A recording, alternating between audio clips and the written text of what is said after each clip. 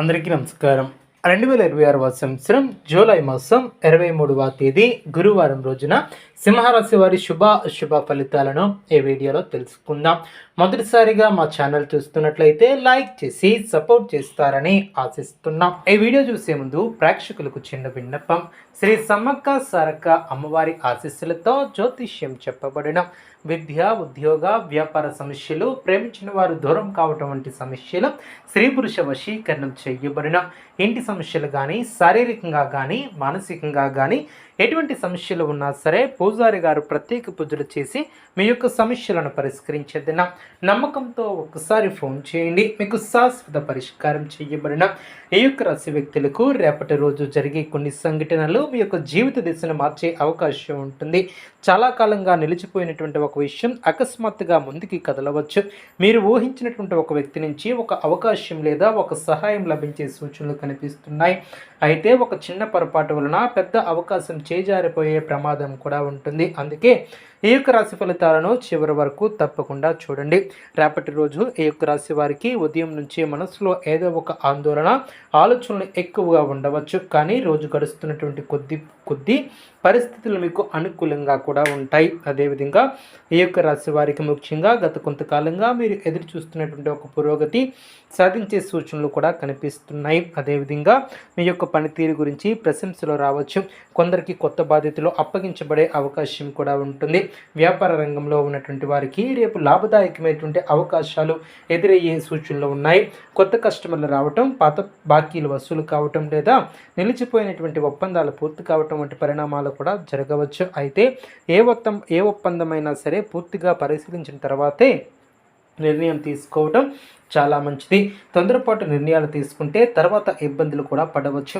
ఆర్థిక పరిస్థితి పరంగా చూస్తే ఆదాయం బాగానే ఉన్నప్పటికీ ఖర్చులు కూడా పెరిగే అవకాశం ఉంటుంది. ముఖ్యంగా కుటుంబ అవసరాలు, ఆరోగ్య సంబంధిత ఖర్చులు లేదా ఇంటి కోసం చేసే కొనుగోలు ఎక్కువగా ఉండవచ్చు. అందువలన అవసరం లేనటువంటి ఖర్చులను నియంత్రించండి. పెట్టుబడుల విషయంలో జాగ్రత్తగా ఉండాలి.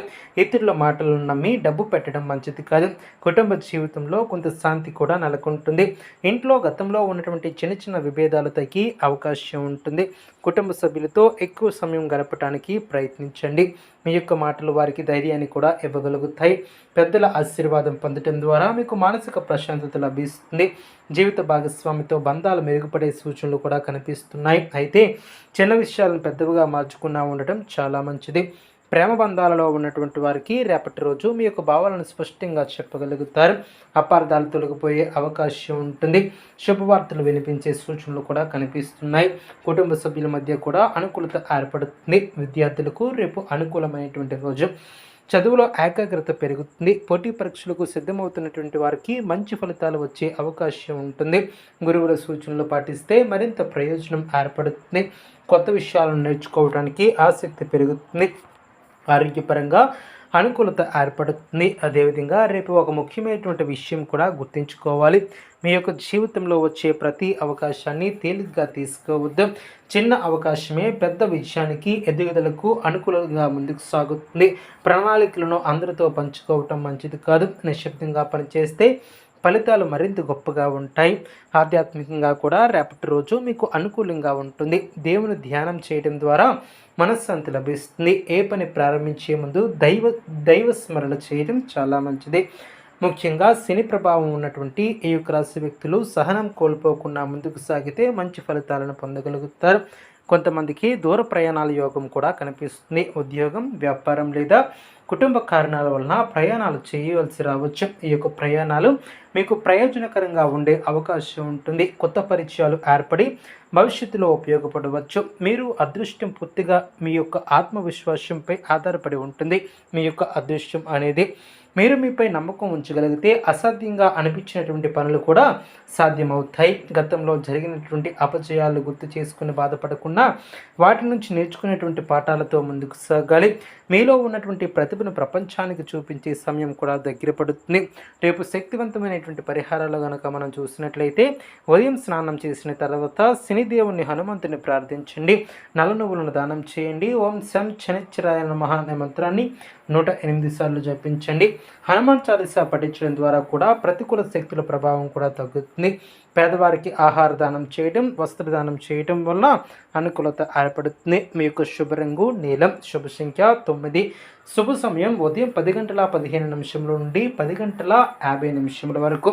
ఈ యొక్క రాశి వారికి మీ యొక్క నిర్ణయాలు, మీ యొక్క సహనం, మీ యొక్క ఆత్మవిశ్వాసమే విజయాన్ని నిర్ణయిస్తుంది. ఈ యొక్క ఫలితాలలో చెప్పినటువంటి సూచనలు గుర్తుంచుకుని ముందుకు సాగండి. మీకు ఎదురయ్యే ముఖ్యమైన యోగాలు, జాగ్రత్తలు తెలుసుకోవాలంటే మరింతగా ముందుకు సాగుదాం. ఈ యొక్క రాశి వారికి ముఖ్యంగా చాలా కాలంగా మీ యొక్క మనసులో ఉన్నటువంటి ఒక కోరిక నెరవేరే దిశగా అడుగులు పడే అవకాశం ఉంటుంది. గతంలో మీరు చేసినటువంటి కృషికి ఫలితాలు కూడా ఆలస్యంగా వచ్చినా సరే ఇప్పుడు ఆ యొక్క పరిస్థితి కూడా మారబోతుంది. మీ యొక్క శ్రమను గుర్తించే వ్యక్తులు కూడా మీ యొక్క జీవితంలోకి రావచ్చు. కొంతకాలంగా మిమ్మల్ని నిర్లక్ష్యం చేసినటువంటి వారే ఇప్పుడు మీకు మీ యొక్క విలువలను అర్థం చేసుకునే పరిస్థితి ఏర్పడుతుంది.